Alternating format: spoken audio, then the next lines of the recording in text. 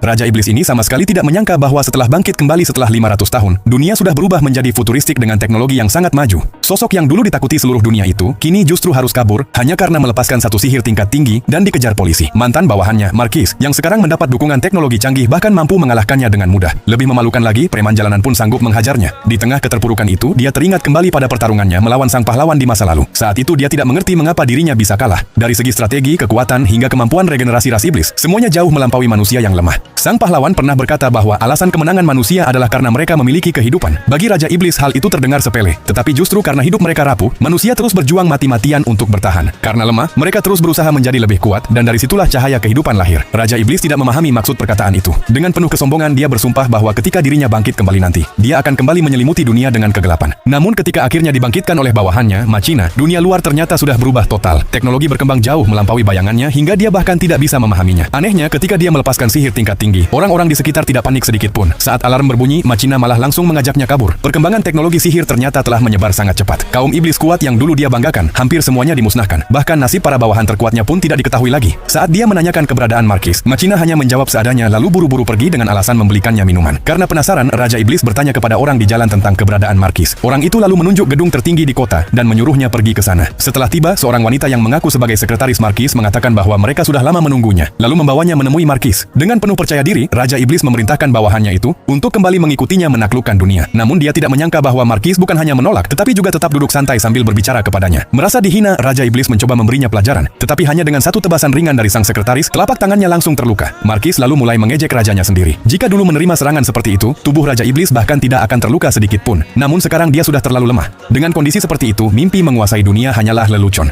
Ketakutan dunia terhadap Raja Iblis sudah lama menghilang. Bahkan jika dia mengaku sebagai Raja Iblis di depan orang biasa, mereka hanya akan menganggapnya orang gila. Karena itu, Marquis merasa tidak perlu lagi tunduk kepadanya. Sekarang dialah penguasa teknologi sihir dan memiliki kekuatan yang jauh melampaui sang raja. Bahkan jika Raja Iblis berlutut memohon, mungkin dia baru akan mempertimbangkan untuk mendengarkan. Harga diri Raja Iblis benar-benar diinjak-injak. Dia langsung mencoba menggunakan sihir, tetapi mantranya dipotong begitu saja oleh Marquis. Raja Iblis tidak percaya. Kecepatan aktivasi sihirnya seharusnya tidak tertandingi. Marquis lalu menjelaskan bahwa teknologi modern telah mengubah segalanya. Jika sihir tradisional membutuhkan 6 langkah aktivasi, kini dia telah menciptakan perangkat teknologi tinggi yang mampu menghapus 3 langkah paling rumit. Berkat itu, siapapun dapat menggunakan sihir dengan sangat cepat. Lebih parah lagi, perangkat itu sengaja dirancang agar tidak kompatibel dengan makhluk tingkat tinggi seperti Raja Iblis. Artinya, dia sudah tidak memiliki kemungkinan menang sama sekali. Setelah merendahkannya habis-habisan, Marquis langsung menembakkan beberapa panah darah dan membuat Raja Iblis terpental. Dalam kondisi terluka, dia menyadari kemampuan regenerasinya juga menjadi lebih lambat. Dia berniat mencari Machina dulu. Namun baru saja keluar dari gang, dia tanpa sengaja menabrak seseorang. Dengan nada sombong dia berkata, "Kurang ajar, aku ini Raja Iblis, cepat minta maaf." Namun sesaat kemudian dia malah dipukuli habis-habisan. Raja Iblis hanya bisa terdiam kebingungan, tidak tahu harus berbuat apa lagi.